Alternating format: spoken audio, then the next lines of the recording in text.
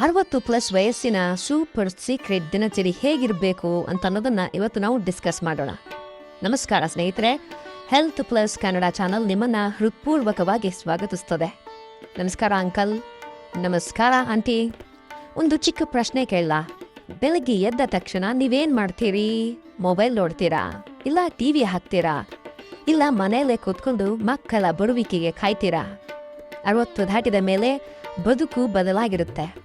ಕೆಲಸ ಕಡಿಮೆ ಆಗಿರಬಹುದು, ಮಕ್ಕಳು ತಮ್ಮ ತಮ್ಮ ಬದುಕಿನಲ್ಲಿ ಮುಳುಗಿರ್ತಾರೆ, ಮನೆ ತುಂಬಾ ಜನ ಇರ್ತಾರೆ, ಆದ್ರೆ ಒಂಟಿತನ ಕಾಡ್ತಾ ಇರುತ್ತೆ. ಇಂದಿನ ವಿಡಿಯೋದಲ್ಲಿ ನಾವು ಒಂದೇ ವಿಷಯದ ಬಗ್ಗೆ ಮಾತಾಡೋಣ. ಅದೇನು, 60 ವರ್ಷದ ನಂತರ ನಿಮ್ಮ ದಿನ ಹೇಗಿರಬೇಕು, ಯಾವ ರೀತಿ ಬದುಕಿದ್ರೆ ನೀವು ಆರೋಗ್ಯವಾಗಿ, ಸಂತೋಷವಾಗಿ, ಸ್ವಾಭಿಮಾನದಿಂದ ಇರಬಹುದು. ಕೇಳಿ, ಇದು ನಿಮ್ಮ ಬದುಕಿನ ಅತ್ಯಂತ ಮುಖ್ಯವಾದ ವಿಡಿಯೋ ಆಗಬಹುದು. 60 ವರ್ಷ ಅಂದ್ರೆ ಮುಗೀತು ಅಲ್ಲ, 60 ವರ್ಷ ಅಂದ್ರೆ ಒಂದು ಹೊಸ ಅಧ್ಯಾಯ ಶುರುವಾಗಿದೆ. ನಿಮ್ಮ ದೇಹ ಮೊದಲಿನಂತೆ ಇಲ್ಲ, ಅದು ಸತ್ಯ. ಆದ್ರೆ ಅದಕ್ಕಾಗಿ ಚಿಂತೆ ಮಾಡಬೇಕಾಗಿಲ್ಲ. ಸರಿಯಾದ ದಿನಚರಿ ಇದ್ರೆ, ಸಣ್ಣ ಸಣ್ಣ ಅಭ್ಯಾಸಗಳಿದ್ರೆ ನೀವು 70-80 ವರ್ಷ ಆದ್ರೂ ಗಟ್ಟಿಯಾಗಿರಬಹುದು. ರೋಗ ದೂರ ಉಳಿಬಹುದು, ಮನಸ್ಸು ಲವಲವಿಕೆಯಿಂದ ಇರಬಹುದು, ಮಕ್ಕಳ ಮೇಲೆ ಹೆಚ್ಚು ಅವಲಂಬನೆ ಇಲ್ಲದೆ ನೀವೇ ಸ್ವತಂತ್ರವಾಗಿ ಬದುಕಬಹುದು. ಈ ವಿಡಿಯೋದಲ್ಲಿ ನಾವು ಬೆಳಗ್ಗೆಯಿಂದ ರಾತ್ರಿಯವರೆಗೆ ಹೇಗಿರಬೇಕು ಅಂತನ್ನುವ ಸಂಪೂರ್ಣ ದಿನಚರಿಯನ್ನು ಮಾತಾಡೋಣ. ತುಂಬಾ ಕಷ್ಟ ಇಲ್ಲ, ತುಂಬಾ ದುಬಾರಿ ಇಲ್ಲ, ಸರಳ ಸಾಧ್ಯವಾದ ಪ್ರೀತಿಯ ದಿನಚರಿ ಶುರು ಮಾಡೋಣ ಬನ್ನಿ. ಬೆಳಗ್ಗೆ ದಿನಚರಿ ಬೆಳಗ್ಗೆ 5ರಿಂದ 9. ಬೆಳಗ್ಗೆ 5 ಗಂಟೆ, ಆ ಹೊತ್ತು ಗಾಳಿ ಸ್ವಚ್ಛವಾಗಿರುತ್ತೆ, ಶಬ್ದ ಕಡಿಮೆ ಇರುತ್ತೆ, ಮನಸ್ಸು ಶಾಂತವಾಗಿರುತ್ತೆ. 60 ದಾಟಿದವರಿಗೆ ಬೆಳಗ್ಗೆ 5ರಿಂದ 6 ಗಂಟೆಯ ನಡುವೆ ಏಳೋದು ತುಂಬಾ ಒಳ್ಳೆಯದು. ಏಳುತ್ತಲೇ ಮೊದಲು 1 ನಿಮಿಷ ಸುಮ್ಮನೆ ಮಲಗಿ ದೇವರಿಗೆ ಮನಸ್ಸಿನಲ್ಲೇ ಒಂದು ಧನ್ಯವಾದವನ್ನ ಹೇಳಿ. ಈ ಒಂದು ದಿನ ಕೊಟ್ಟಿದ್ಯಾ, ಚೆನ್ನಾಗಿ ಬಳಸ್ಕೊಳ್ತೇನೆ ಅಂತ. ಇದು ಒಂದು ಸಣ್ಣ ಅಭ್ಯಾಸ, ಆದ್ರೆ ಮನಸ್ಸಿಗೆ ತುಂಬಾ ಒಳ್ಳೆಯದು. ನೀರು ಕುಡಿಯಿರಿ. ಎದ್ದ ತಕ್ಷಣ 1 ಲೋಟ ಬೆಚ್ಚಗಿನ ನೀರು ಕುಡಿಯಿರಿ. ಟೀ ಅಥವಾ ಕಾಫಿ ಮೊದಲು ಬೇಡ, ನೀರು ಮೊದಲು. ಬೆಚ್ಚಗಿನ ನೀರು ಜೀರ್ಣಕ್ರಿಯೆಗೆ ಸಹಾಯ ಮಾಡುತ್ತೆ, ಮಲಬದ್ಧತೆ ಕಡಿಮೆ ಆಗುತ್ತೆ, ರಕ್ತ ಚಲನೆ ಚೆನ್ನಾಗಾಗುತ್ತೆ. ಬೇಕಿದ್ರೆ ಸ್ವಲ್ಪ ನಿಂಬೆ ಹಣ್ಣನ್ನ ಹಿಂಡಿ ಸ್ವಲ್ಪ ಜೇನು ಅನ್ನ ಹಾಕಿ ಕುಡಿಬಹುದು, ತುಂಬಾ ಒಳ್ಳೆಯದು. ನೀರನ್ನ ನಿಧಾನಕ್ಕೆ ಕುಡಿಯಿರಿ, ಅವಸರ ಮಾಡಬೇಡಿ. ವಾಕಿಂಗ್, ಯೋಗ, ವ್ಯಾಯಾಮ. 60ರ ನಂತರ ಭಾರವಾದ ವ್ಯಾಯಾಮ ಮಾಡಬೇಡಿ, ಆದ್ರೆ 1 ಗಂಟೆ ನಡಿಗೆ ಮಾತ್ರ ತಪ್ಪಿಸಬೇಡಿ. ಬೆಳಗ್ಗೆ 6ರಿಂದ 7 ಗಂಟೆ ನಡುವೆ ಹೊರಗೆ ಹೋಗಿ ನಡೀರಿ. ನೆರಳಿನ ರಸ್ತೆಯಲ್ಲಿ, ಪಾರ್ಕ್ನಲ್ಲಿ, ಇಲ್ಲ ನಿಮ್ಮ ಮನೆ ಮುಂದೆ ಆದ್ರೂ ಸರಿ. ಒಬ್ಬರೇ ನಡೆಯುವ ಬದಲು ಗೆಳೆಯರ ಜೊತೆ ನಡೆದ್ರೆ ಮನಸ್ಸಿಗೂ ಒಳ್ಳೆಯದು. ಮಾತಾಡ್ತಾ ಆಡ್ತಾ ನಡೆದ್ರೆ ದಾರಿಗೂ ಹೋಗಿದ್ದು ಗೊತ್ತೇ ಆಗೋದಿಲ್ಲ, ಸಮಯ ಕೂಡ. ಮಂಡಿ ನೋವಿದ್ದವರು ನೀರಿನಲ್ಲಿ ನಡೆಯುವ ವ್ಯಾಯಾಮ ಅಥವಾ ಕುರ್ಚಿಯ ಮೇಲೆ ಕೂತು ಮಾಡುವ ಯೋಗವನ್ನ ಪ್ರಯತ್ನಿಸಬಹುದು. ಉಸಿರಾಟದ ವ್ಯಾಯಾಮ ಮತ್ತು ಧ್ಯಾನ. ನಡೆದ ನಂತರ 10 ನಿಮಿಷ ಕೂತು ಉಸಿರಾಟದ ವ್ಯಾಯಾಮ ಮಾಡಿ. ಮೂಗಿನ ಮೂಲಕ ಮೆಲ್ಲಗೆ ಒಳಗೆ ಗಾಳಿಯನ್ನು ತೆಗೆದುಕೊಳ್ಳಿ, 1 ಕ್ಷಣ ಹಿಡಿದುಕೊಳ್ಳಿ, ನಿಧಾನಕ್ಕೆ ಬಾಯಿಯ ಮೂಲಕ ಬಿಡಿ. ಇದನ್ನ 5ರಿಂದ 10 ಸಾರಿ ಮಾಡಿ. ರಕ್ತದ ಒತ್ತಡ ಕಡಿಮೆಯಾಗುತ್ತೆ, ಮನಸ್ಸು ಶಾಂತಿಯಾಗುತ್ತೆ, ದಿನ ಚೆಂದಾಗಿ ಶುರುವಾಗುತ್ತೆ. ಧ್ಯಾನ ಗೊತ್ತಿದ್ರೆ 5 ನಿಮಿಷ ಮಾಡಿ. ಗೊತ್ತಿಲ್ಲದೆ ಇದ್ರೆ ಸುಮ್ಮನೆ ಕಣ್ಣು ಮುಚ್ಚಿ ಕೂತು ಮೌನವಾಗಿರಿ, ಅದು ಕೂಡ ಧ್ಯಾನವೇ. ಆರೋಗ್ಯಕರ ಬೆಳಗಿನ ತಿಂಡಿ. 8ರಿಂದ 9 ಗಂಟೆಯ ನಡುವೆ ತಿಂಡಿಯನ್ನು ತಿಂದುಬಿಡಿ. ಮನೆಯಲ್ಲಿ ಮಾಡಿದ ತಿಂಡಿ ಅತ್ಯುತ್ತಮ. ರವೆ ಇಡ್ಲಿ, ಅಕ್ಕಿ ಗಂಜಿ, ಮೊಳಕೆ ಕಾಳಿನ ಉಸುಳಿ, ರಾಗಿ ಮುದ್ದೆ, ಎಣ್ಣೆ ಮಸಾಲೆ ತಿಂಡಿ ಕಡಿಮೆಯನ್ನ ಮಾಡಿ. ಬ್ರೆಡ್ ತಿಂದ್ರೆ ಒಳ್ಳೆ ಬ್ರೆಡ್ ತಿನ್ನಿ, ಬೆಣ್ಣೆ ಹೆಚ್ಚು ಯೂಸ್ ಮಾಡಬೇಡಿ. ತಿಂಡಿ ತಿನ್ಬೇಕಾದ್ರೆ ಅವಸರ ಬೇಡ, ನಿಧಾನಕ್ಕೆ ಚೆನ್ನಾಗಿ ಅಗಿದು ತಿನ್ನಿ. ಹೊಟ್ಟೆ ತುಂಬಾ ತಿನ್ನಬೇಡಿ, 3/4 ಭಾಗ ಮಾತ್ರ ತಿಂದ್ರೆ ಸಾಕು. ಇನ್ನು ಮಧ್ಯಾಹ್ನದ ದಿನಚರಿ 9ರಿಂದ 2. ಬೆಳಗ್ಗೆ ತಿಂಡಿ ಆದ ನಂತರ ಸ್ವಲ್ಪ ಸಮಯ ನಿಮ್ಮ ಇಷ್ಟದ ಕೆಲಸ ಮಾಡಿ. ತೋಟ ಮಾಡೋದು ಇಷ್ಟ ಇದ್ರೆ ಗಿಡಕ್ಕೆ ನೀರು ಹಾಕಿ, ಓದೋದು ಇಷ್ಟ ಇದ್ರೆ ಪತ್ರಿಕೆಯನ್ನು ಓದಿ, ಬರೆಯೋದು ಇಷ್ಟ ಇದ್ರೆ ಡೈರಿ ಬರೆಯಿರಿ. ಕೆಲವರಿಗೆ ಹೊಲಿಗೆ ಇಷ್ಟ, ಕೆಲವರಿಗೆ ಚಿತ್ರ ಬಿಡಿಸೋದಿಷ್ಟ, ಕೆಲವರಿಗೆ ಸ್ವೆಟರ್ ಹೆಣೆಯೋದು ಇಷ್ಟ. ಏನಾದ್ರೂ ಒಂದು ಕೆಲಸ ಮಾಡ್ತಾ ಇರಿ, ಸುಮ್ಮನೆ ಕೂತ್ಕೋಬೇಡಿ. ಕೆಲಸ ಮಾಡುವ ಮನಸ್ಸು ಯಾವಾಗ್ಲೂ ಆರೋಗ್ಯಕರವಾಗಿರುತ್ತೆ. ಸಾಮಾಜಿಕ ಸಂಪರ್ಕ. ಗೆಳೆಯರ ಜೊತೆ ಮಾತಾಡಿ, ನೆರೆಮನೆಯವ್ರ ಜೊತೆ ಮಾತಾಡಿ. ಒಂದಿನ ಯಾರ ಜೊತೆಯೋ ಮಾತಾಡಿಲ್ಲ ಅಂತಾದ್ರೆ ಫೋನ್ ಎತ್ಕೊಂಡು ಹಳೆಯ ಗೆಳೆಯರಿಗೆ 1 ಕಾಲನ್ನ ಮಾಡಿ. ಹೇಗಿದ್ದೀಯಾ ಅಂತನ್ನೋ ಒಂದು ಮಾತು ಇಬ್ಬರ ಮನಸ್ಸನ್ನ ಕೂಡ ಹಗುರ ಮಾಡುತ್ತೆ. ಮಕ್ಕಳಿದ್ರೆ ಅವ್ರ ಜೊತೆ ಮಾತಾಡಿ. ಅವ್ರ ಜೊತೆ ಸಮಯ ಕಳೆದ್ರೆ ನೀವು ಚಿಕ್ಕವರಾಗ್ತೀರಿ. ಮಧ್ಯಾಹ್ನ 1:30 ಗಂಟೆ ಹೊತ್ತಿಗೆ ಊಟವನ್ನ ಮಾಡಿ. ಮನೆಯ ಅಡಿಗೆ ಊಟ ಒಳ್ಳೆಯದು. ಅನ್ನ, ತೋವೆ, ತರಕಾರಿ ಪಲ್ಯ, ಮೊಸರು ಇಷ್ಟಿದ್ರೆ ಸಾಕು. ಮೀನು, ಮೊಟ್ಟೆ ತಿನ್ನುವವರಿಗೆ ಸ್ವಲ್ಪ ಪ್ರಮಾಣದಲ್ಲಿ ತಿನ್ನಬಹುದು. ಊಟ ಆದ ತಕ್ಷಣ ನಡಿಬೇಡಿ, ಮಲಗುವುದು ಬೇಡಿ. 10 ನಿಮಿಷ ಕೂತ್ಕೊಂಡು ನಂತರ ಆರಾಮ ಮಾಡಿ.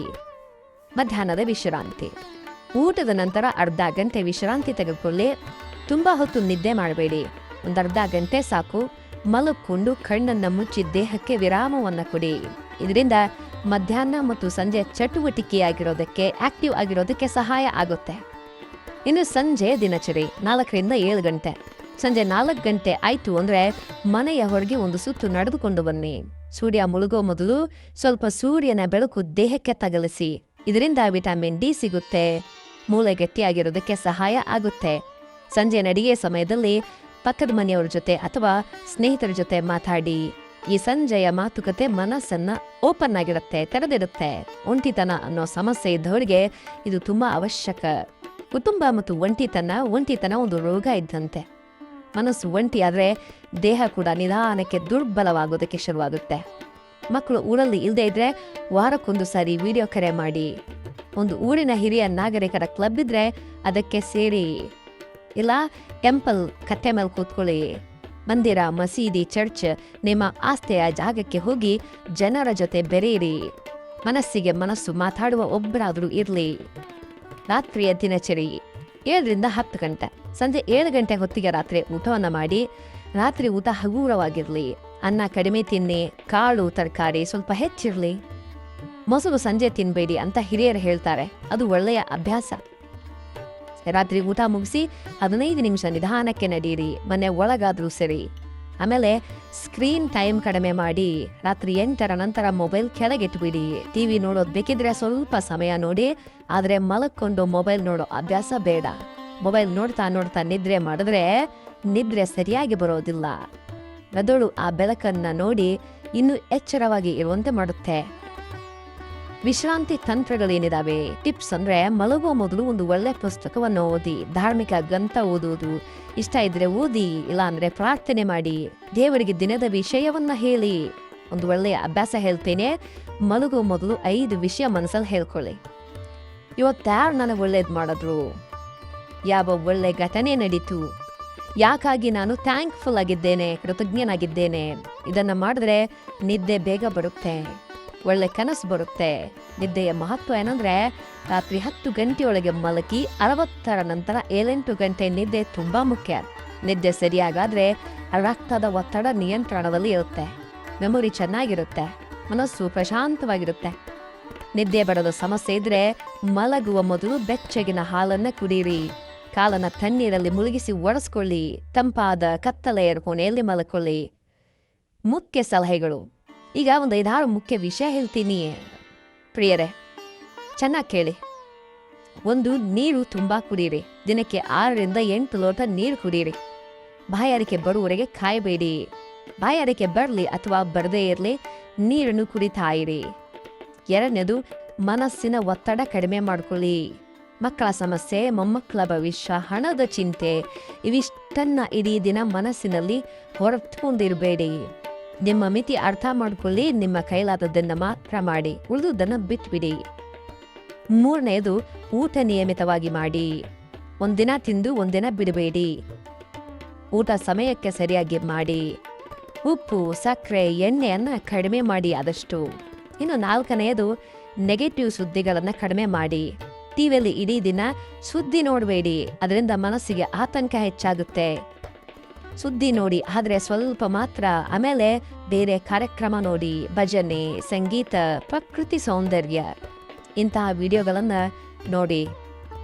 5ನೇದು, ವೈದ್ಯರ ಭೇಟಿ ನಿಯಮಿತವಾಗಿ ಮಾಡಿ. ತೊಂದರೆ ಇಲ್ಲದೇ ಇದ್ರೂ 3 ತಿಂಗಳಿಗೊಮ್ಮೆ ರಕ್ತದ ಒತ್ತಡ, BP, ಶುಗರ್ ಅಂತ ಪರೀಕ್ಷೆ ಮಾಡಿಸ್ಕೊಳ್ಳಿ. ಕಾಯಿಲೆ ಬಂದ ಮೇಲೆ ಹೋಗುವ ಬದಲು ಮೊದಲೇ ತಪಾಸಣೆ ಮಾಡಿಕೊಂಡ್ರೆ ಒಳ್ಳೆಯದು. Prevention is better then cure ಅಂತಾರೆ. 6ನೇದು, ಅತಿಯಾಗಿ ಯೋಚನೆ ಮಾಡಬೇಡಿ. ನಾನಿಂದ ಏನಾಗುತ್ತೋ, ಮುಂದೆ ಹೇಗಾಗುತ್ತೋ ಅಂಥೇಳಿ ಇಡೀ ದಿನ ಯೋಚನೆ ಮಾಡಬೇಡಿ. ಈ ಕ್ಷಣ ಚೆನ್ನಾಗಿ ಬಾಳಿ, ಅದೇ ಉತ್ತಮ, ಅತ್ಯುತ್ತಮ. ಅಂಕಲ್ ಆ್ಯಂಡ್ ಆಂಟಿ, 60ರ ನಂತರ ಬದುಕು ಮುಗುದಿಲ್ಲ. ನಿಜ ಹೇಳ್ತೀನಿ, ಇನ್ನೂ ಅರಳಬೇಕಾದ ಹೂಗಳು ಇವೆ ನಿಮ್ಮಲ್ಲಿ. ಅನುಭವವಿದೆ, ಜ್ಞಾನವಿದೆ, ಸಮಯವಿದೆ. ಸ್ವಲ್ಪ ಕಾಳಜಿ ಮಾಡಿಕೊಂಡ್ರೆ ಆರೋಗ್ಯ ಕೂಡ ಇರುತ್ತೆ. ಈ ದಿನಚರಿ ಒಂದೇ ದಿನ ಪರಿಪೂರ್ಣವಾಗಿ ಅನುಸರಿಸಬೇಕಿಲ್ಲ. ನಿಧಾನಕ್ಕೆ ಒಂದೊಂದು ಅಭ್ಯಾಸವನ್ನು ಶುರು ಮಾಡಿ. ಮೊದಲ ವಾರ ಬೆಳಗ್ಗೆ ನಡಿಗೆ ಶುರು ಮಾಡಿ, 2ನೇ ವಾರ ಬೆಚ್ಚಗಿನ ನೀರನ್ನು ಅಭ್ಯಾಸ ಮಾಡಿ, 3ನೇ ವಾರ ರಾತ್ರಿ ಬೇಗ ಮಲಗೋ ಅಭ್ಯಾಸವನ್ನು ಮಾಡಿ. ಒಂದೊಂದು ಹೆಜ್ಜೆ ನಿಧಾನಕ್ಕೆ ನೆನಪಿರಲಿ. ನಿಮ್ಮ ಆರೋಗ್ಯ ನಿಮ್ಮ ಕೈಯಲ್ಲಿದೆ, ನಿಮ್ಮ ಸಂತೋಷ ಕೂಡ. ದಿನಪ್ರತಿ ಬೆಳಗ್ಗೆ ಎದ್ದು ಒಂದು ಮಾತು ಮನಸ್ಸಿನಲ್ಲಿ ಹೇಳ್ಕೊಳ್ಳಿ, ನನ್ನ ದಿನ ಚೆಂದಾಗಿರಲಿ, ನಾನು ಆರೋಗ್ಯವಾಗಿ ಬಾಳ್ತೇನೆ ಅಂತ. ಇಷ್ಟು ಸಾಕು. ಈ ವಿಡಿಯೋ ಒಳ್ಳೆಯದಾಯಿತು ಅಂತ ಅನ್ಸಿದ್ರೆ ಹ್ಯಾಪಿ ಲೈಫ್ ಅಂತ ಕಮೆಂಟ್ ಮಾಡಿ, ನಿಮ್ಮ ಮಕ್ಕಳಿಗೆ, ನೆರೆಮನೆಯ ಹಿರಿಯರಿಗೆ ಶೇರ್ ಮಾಡಿ. ನಮ್ಮ ಚಾನಲ್ನ ಸಬ್ಸ್ಕ್ರೈಬ್ ಮಾಡಿ, ಬೆಲ್ ಐಕಾನನ್ನು ಒತ್ತೋದನ್ನು ಮರಿಬೇಡಿ. ಮುಂದಿನ ವಿಡಿಯೋದಲ್ಲಿ ಮತ್ತೆ ಸಿಗೋಣ. ಧನ್ಯವಾದಗಳು. ನಿಮ್ಮ ಆರೋಗ್ಯ ಚೆನ್ನಾಗಿರಲಿ, ದೇವರು ನಿಮ್ಮನ್ನು ಚೆನ್ನಾಗಿಟ್ಟಿರಲಿ. See you, take care, bye.